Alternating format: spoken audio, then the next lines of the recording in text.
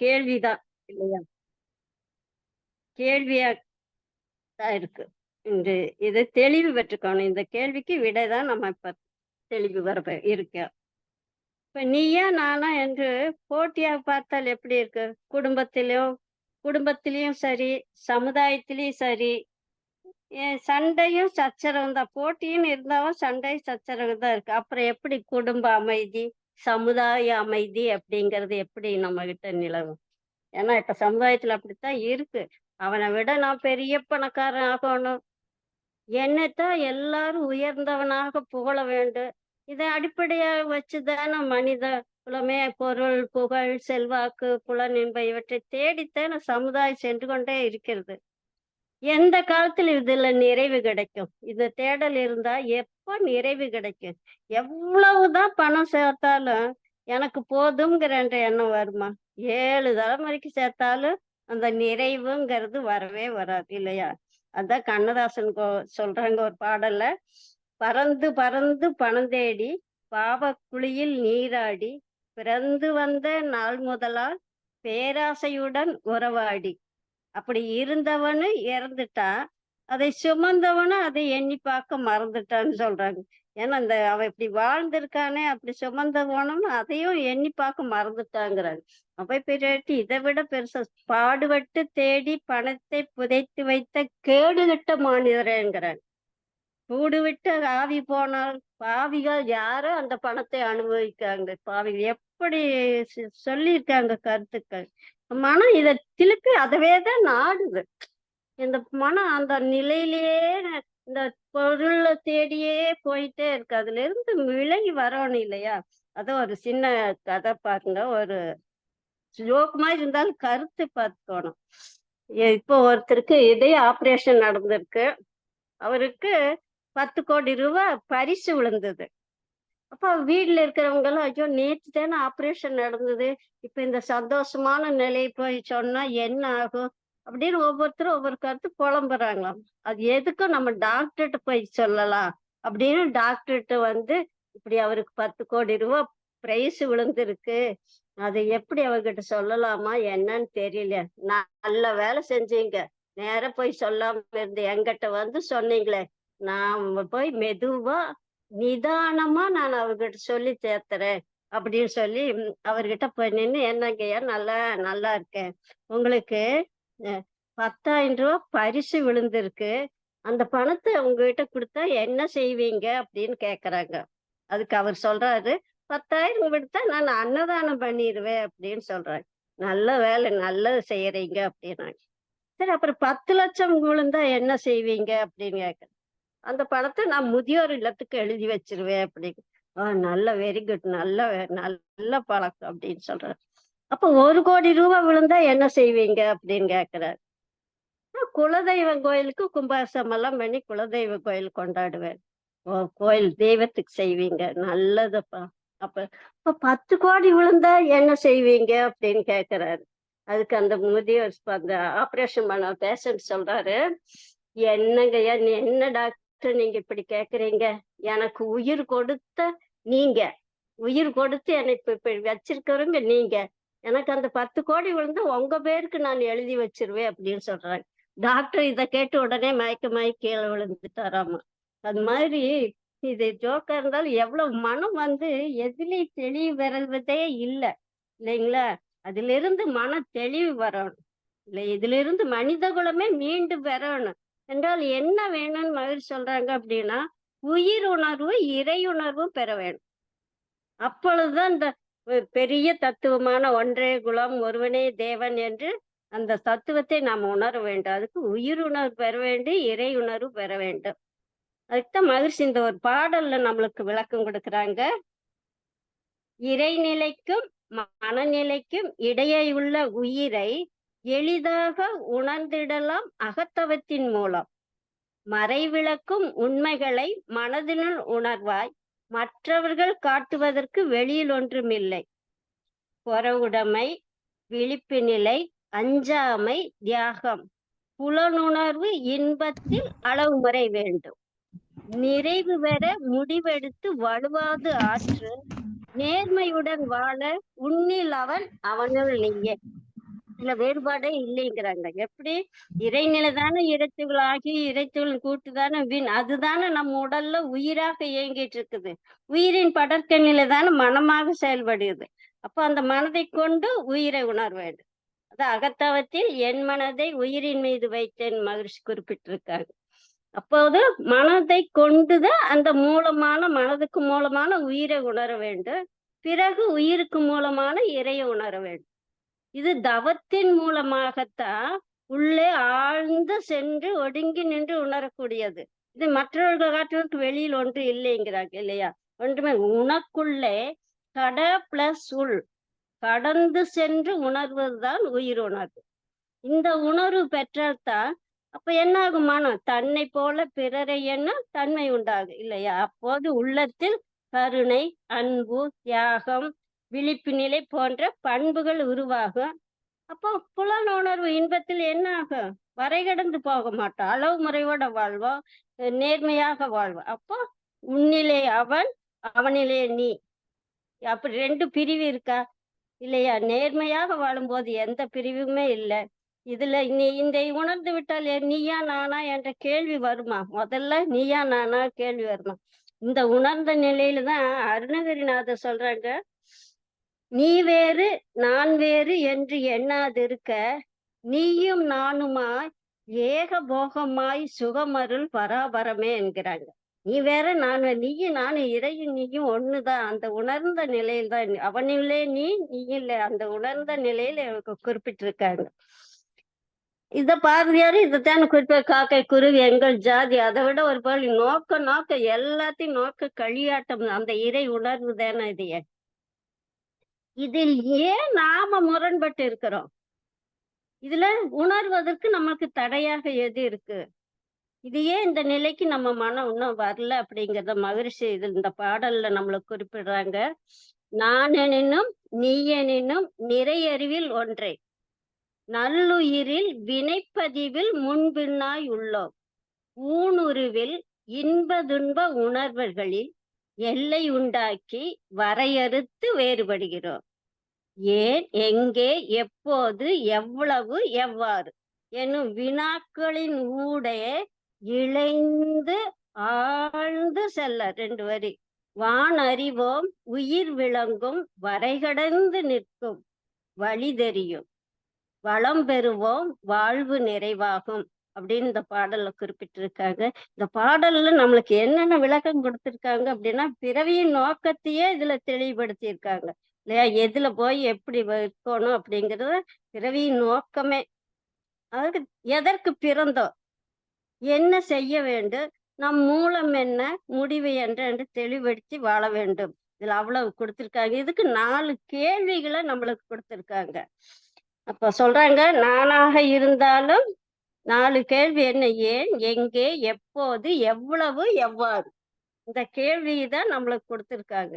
இதுல என்ன சொல்றாங்க? நானாக இருந்தாலும் நீங்களாக இருந்தாலும் பேரறிவு நிலையில் ஒன்றுதான். அதுக்கு ஒரு சான்று கூட கொடுத்திருப்பாங்க. அதுல என்ன சொல்றாங்கன்னா, சாயமிட்ட கோழி குண்டுகளை கோழி குண்டுல ப்ளூ, கருப்பு, சிவப்பு எல்லா கலர், மஞ்சள் எல்லா கோழி குண்டுகளை எல்லாம் கலர் கலரா இருந்தாலும் அதை ஒரு இருட்டு அறையில வச்சா எப்படி இருக்கு? எல்லாம் சமமா இருட்டாதான் தெரியும். கலர் வித்தியாசம் தெரியாது இல்லையா? அதத்தான் சொல்றாங்க. அத்தனையும் கருப்பு நிறம்தான். தூய வெளி அதுதான் இறைநிலையின் தோற்றமே ஆன்மாக்கள். அந்த சுத்தமானதுதான் ஆன்மாக்கள், இந்த இறைநிலையின் தோற்றங்கள். தீய வழியில் மனிதன் நடந்த செயல்கள் தான் பதிவாக மாறுதுங்கிறாங்க. தீய வழியில் நடந்த இந்த செயல்கள் தான் பதிவாக மாறியது. ஆன்மாக்கள் சுத்தமானது. ஏன்னா அந்த தூய வெளியிலிருந்து வந்த ஆன்மாக்கள் சுத்தமானது. ஏன்னா ஆதிநிலையான பேரறிவு பேராற்றலும் தானே இறைத்துகளாகி விண்ணாகி பஞ்சபூதங்களாகி இல்லையா? விண்தானே நாம் உயிராக இயங்கி கொண்டிருக்கிறது. ஓர் அறிவு முதல் 6 அறிவு வரை ஒன்றிலிருந்து ஒன்றாக தன்மாற்றம் அடைந்து வந்தது உள்ளதுதானே இது. வரும் வழியில் தான் என்னாகும்? அனுபவங்கள் உயிரில் பதிவுகளாக இருக்குது. இதில் தான் நாம வித்தியாசப்படுகிறோங்கிறார். ஏன், எங்கே வித்தியாசப்படுகிறோம்? கரு உருவாகும் போதே நம்ம இந்த நிலையில் வித்தியாசப்படுகிறோம்ங்கிற. ஏன்னா குருமார்கள் அவர்கள் பெற்றோர்கள் எந்த மனநிலையில் இருந்தாங்க? மகிழ்ச்சியை குறிப்பிட இறைவனை மனதில் கொண்டு ஏழ்மையில் வாழ்க்கை நடத்தி மறைபொருள் அறியத்தக்க மகன் வேண்டி தவம் இருந்து முறையாக பெற்றெடுத்து நேர்மையாக வளர்த்த பெற்றோர் அல்லவா, இல்லையா? அதுதான் அவரின் ஆன்மாவாக மையம் கொண்டது. அதுதானே. பின்பு அவரின் வாழ்க்கை அனுபவங்கள் எப்படி இருந்தது? இதுல எல்லாம் நம்ம வேறுபட்டு இருக்கிறோம்.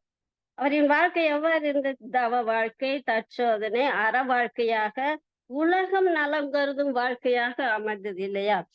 எவ்வளவு இதுல என்ன 2 வார்த்தை, நல்ல ஒரு வார்த்தை, இழைந்து ஆழ்ந்து செல்ல.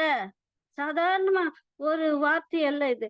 நம்ம ஒரு நிமிடம் நம்மளே ஒரே ஒரு நிமிடம் கண்களை மூடி இழைந்து ஆழ்ந்து அப்படின்னு பாருங்க. ஒரு நிமிஷம், ஒரு செகண்டுக்குள்ள நம்மளுக்கு ஒரு உணர்வு வருது. அப்படியே இழைந்துன்னா நம்ம உள்ள போனோம்னா ஒரு செகண்ட், ஒரு நிமிஷம் ஒரு உணர்வு வருது. இந்த கண்களை மூடி சிந்திக்கும் போது அந்த நிலையில் இருந்துதான் மகிழ்ச்சி நமக்கு இந்த உணர்வு நம்மளுக்கு கொடுத்திருக்காங்க. மற்ற துரியாதீதத்துல சொல்லுவார் இல்லையா, உடலிலே உயிர் உயங்கும் மட்டும் உறைந்து உறைந்து அந்நிலையில் பழகிக்கொள்ள கரை நீங்கி அறிவு மெய்ப்பொருளா மாறும், இல்லையா? நாம வாழ்க்கை முறை எப்பாவது இப்படி இழைந்து ஆழ்ந்து சிந்திப்போமா இப்படின்னா ஒரு கேள்விக்குறியாதான் இருக்கு, இல்லையா? அவர் சிந்தித்து அவ்வாறு ஆழ்ந்து இழைந்து சிந்தித்ததின் விளைவு என்ன அப்படின்னா மகிழ்ச்சி குறிப்பிட்டிருக்காங்க. கருவழியே எனக்கு எது பிறவி தொடர் இல்லை, இல்லையா?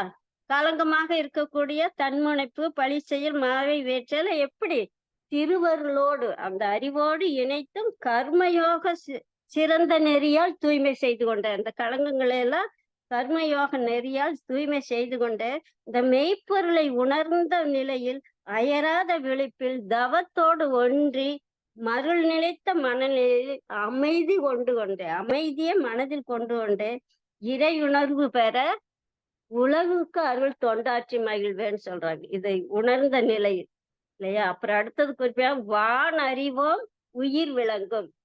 வான் அறிவோம் உயிர் விளங்கும்னு குறிப்பிட்டிருக்காங்க, இல்லையா?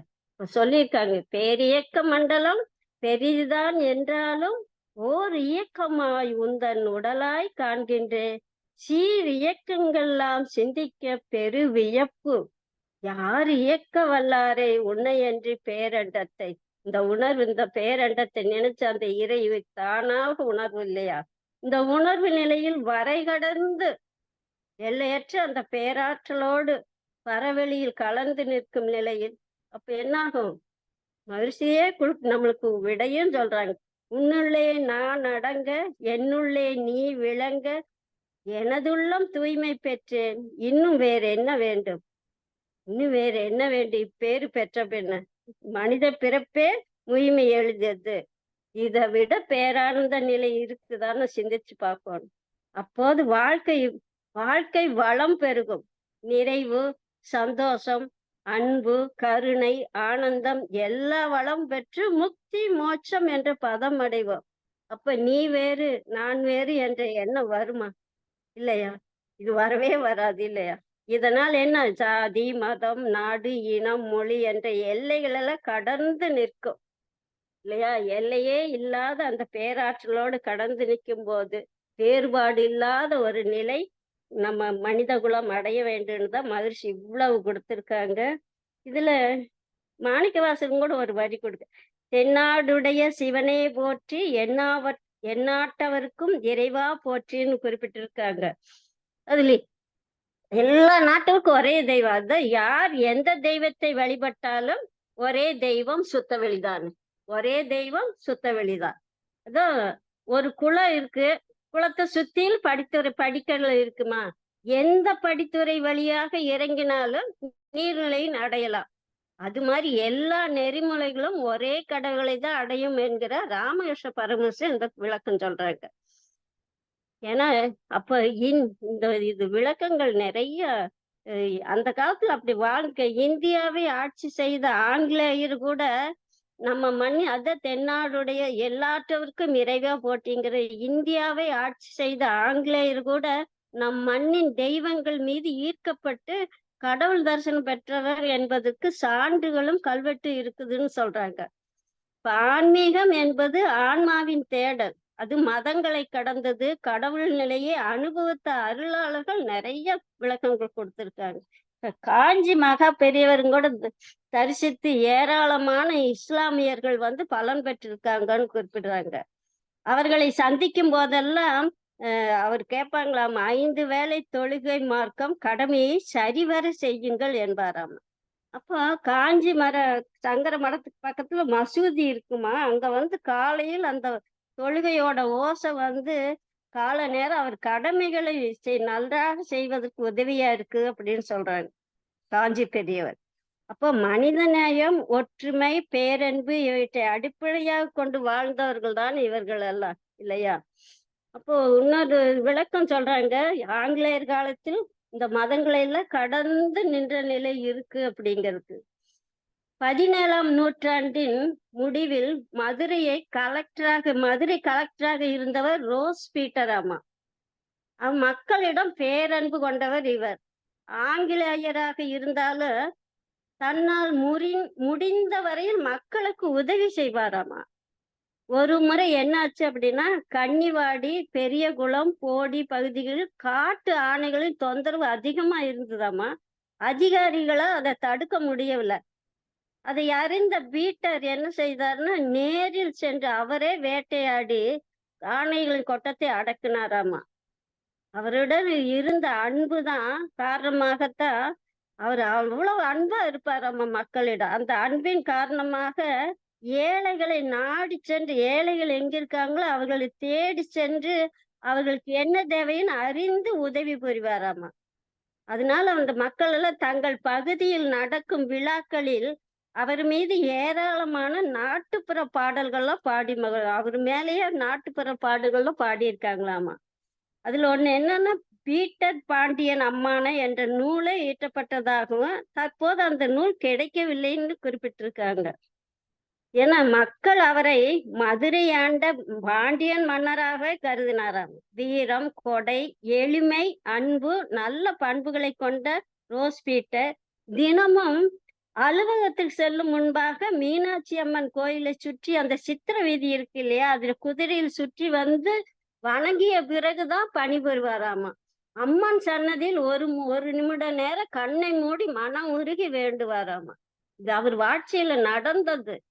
ஒரு நாள் இரவு என்னன்னா, பெரும் மழை பெய்ஞ்சதாமா. ரோஸ் பீட்டர் தன் வீடு அந்த இடம் உறங்கி தூங்கிட்டு இருந்தாங்க. திடீர்னு யாரோ எழுப்புவது போல அவருக்கு கண் விழிச்சு பார்த்தா ஒரு சின்ன பெண்ணு நல்ல அலங்காரம் அவர் கைய பிடிச்சு தரத்தாருன்னு இழுத்துட்டார். அவருக்கு என்னன்னே தெரியலையாமா. அவர் அந்த குழந்தை கூடவே பின்னாடியே வந்தார். மந்திரத்துக்கு கட்டுப்பட்ட போல இருக்குதாமா.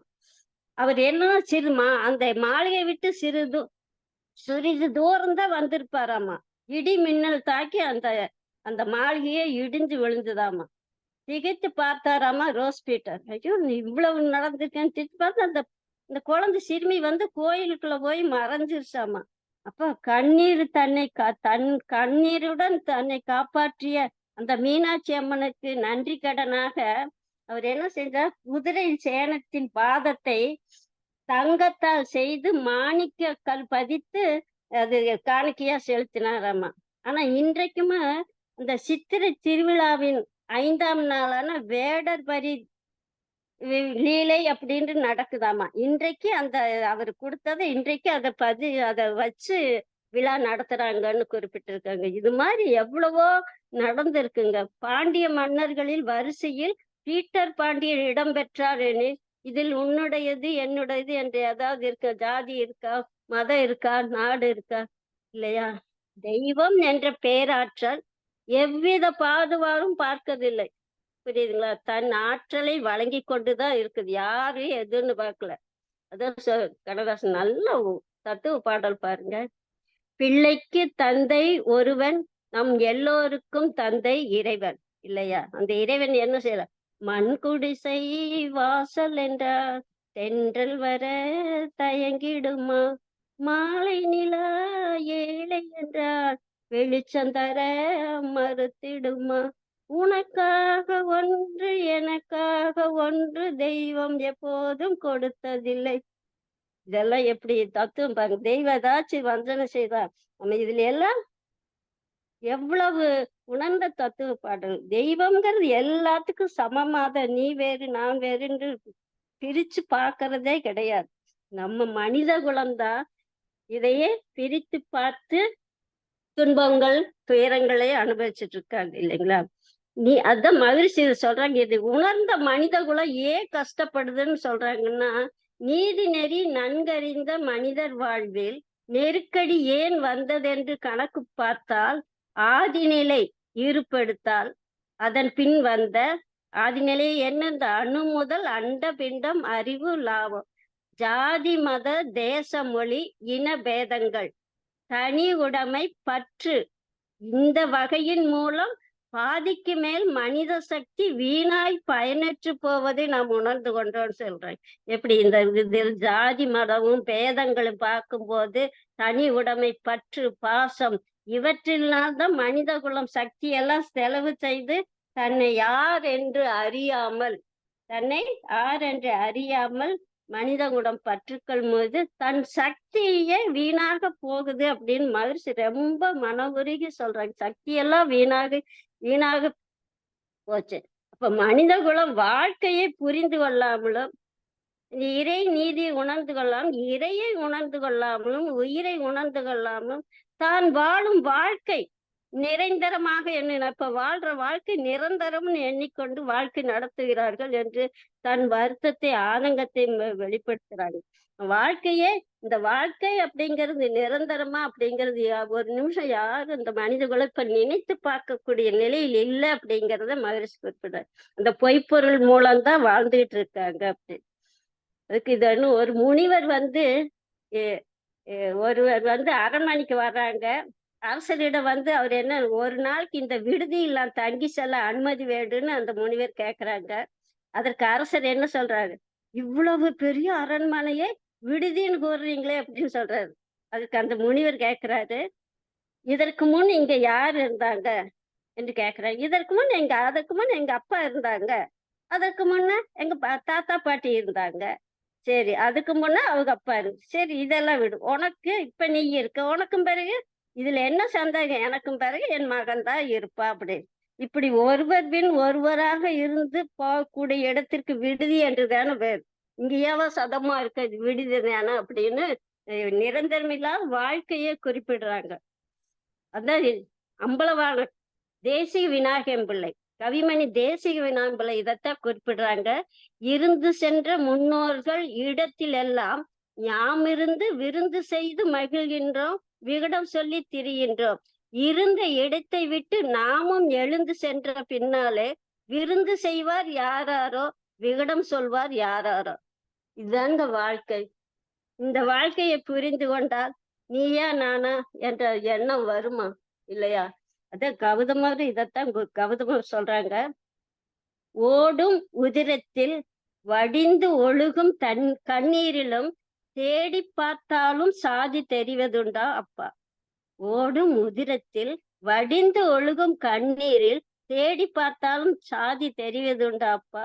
நெற்றியில் நீரும் திருநீரும் மார்பில் நீண்ட பூநூலும் பெற்று இவ்வுலகில் எவரும் பிறந்ததுண்டா? பிறக்கும் போது நெற்றியில் நீரு பூநூலுமா போட்டு பிறக்கிறாங்க? கேக்குறாரு பாருங்க.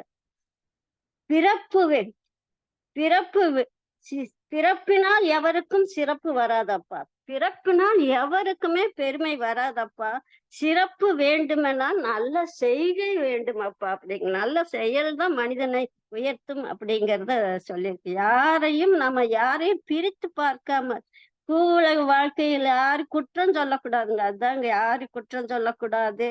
அவர் மீது நம்ம வெறுப்பு இதையெல்லாம் காட்டாமல் எந்த நிலையிலும் வாழ்க்கை நம்மளுக்கு இந்த வாழ்க்கை இறை கொடுத்த இந்த வாழ்க்கையை நிறைவாக அனுபவிக்கணும். விதிங்கிறது ஒண்ணு இருக்கு, இறையாற்றல் நம்மளை வழி நடத்துகிறது அப்படிங்கிற ஒரு எண்ணத்தோட நம்ம செய்யணும். அந்த நிலையில நம்ம இருக்கும்போது இறை உணர்வோட நம்ம வாழ்க்கை நடத்துவோம். அதான் இது ஒரு சின்ன ஒரு எக்ஸாம்பிள் பாருங்க. ஒரு சின்னதா ஆனா தத்துவம் நெறைய இருக்கு. பஸ் ஒன்று போயிட்டு இருக்கு ரோட்ல. இப்ப பலத்த காற்றுடன் மழை பெய்யுது. மின்னலு இடிக்குது. பயணிகள்லாம் அதுல இருக்கிறவங்கலாம் பார்த்து பயப்படுறாங்க. ஐயோ! மின்னல், இடி மேல் நோக்கி வந்துகிட்டு இருக்கு அப்படின்னு. அந்த டிரைவர் என்ன பண்றாங்கன்னா, ஒரு மரத்துக்கு பக்கத்துல பஸ்ஸ நிறுத்திட்டு, அவரு ஒரு இன்று மரணம் நம்மளுக்கு நிச்சயம். யாரோ ஒருத்தர் இதுல மரணம் இருக்கு. அதுதான் நம்மகிட்ட இப்படி இந்த இடி, மின்னல் பஸ்ஸுக்கு இப்படி நோக்கி வருது அப்படி. அவருக்காக இந்த இடி, மின்னல் நம்மளை நோக்கி வருகிறதுன்னு அப்படின்னு சொல்றாங்க. அந்த ஒருவருக்காக நாம் சாக வேணுமா? ஏன்னா ஒவ்வொருவராக அவருக்காக நம்ம இந்த ஒவ்வொருத்தருக்காக சாகணுமா? என்ன பண்றாங்கன்னா, ஒவ்வொருவராக இந்த பஸ்ல இருந்து எழுந்து போய் அந்த மரத்த தொட்டுட்டு திருப்பி பஸ்ஸுக்குள்ள வரணுமாம். அப்போ அது பஸ்ஸுல இருக்கிறவங்க "என்ன அறிவு கெட்டத்தனமா பேசலாமா?" என்று. அதுக்கு டிரைவர் சொல்றாரு, "இது என்னோட கருத்து இல்ல. இது பலரோட கருத்து தான். இப்ப சொன்னது நடக்கலைன்னா ஒண்ணும் தப்பில்லையே! நல்லது தானே! எதுக்கு பாத்துரலாமல்ல" அப்படின்னு சொல்லி கடைசியில் டிரைவர் என்ன முதல் சீட்டில் உட்கார்ந்திருக்க ஒரு இளைஞனிடம் சொல்லி, "நீ போய் மரத்த தொட்டுட்டு வா" அப்படின்னு சொல்றாரு. அவரும் போய் மரத்த கண்ணிமைக்கிற நேரம் தொட்டுட்டு வந்து பஸ்க்குள்ள உட்கார்ந்துக்கிறாரு. இப்படி வரிசையா ஒவ்வொருத்தரா போய் மரத்த தொட்டுட்டு வந்து உட்கார்றாங்க. மரத்த இப்படி அடுத்து கடைசியா ஒரு நபர்.